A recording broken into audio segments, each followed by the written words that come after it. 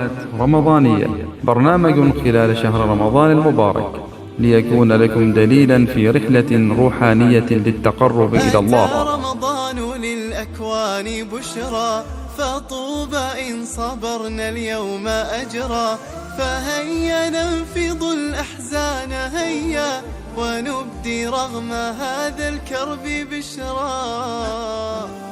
أتى رمضان للأكوان بشرى. شهر رمضان المبارك هو شهر الرحمة والمغفرة، وهو الفرصة العظيمة للمسلمين للتقرب إلى الله والاستغفار من الذنوب والخطايا. الاستغفار في هذا الشهر الفضيل له أهمية خاصة، حيث يتضاعف الأجر وتفتح أبواب الرحمة.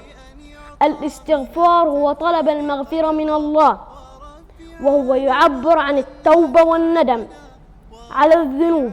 يقول الله تعالى في القرآن الكريم: ومن يغفر الذنوب إلا الله.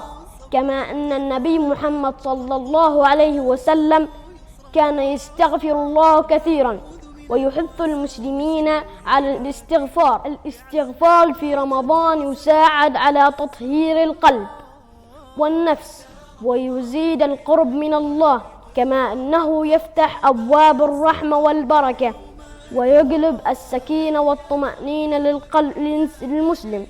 لذا يجب على كل مسلم أن يحرص على الاستغفار في هذا الشهر المبارك، وأن يستغل هذه الفرصة العظيمة للتوبة والعودة إلى الله. سرا سنصدح في البيوت بآي ربي، وناتي رخصة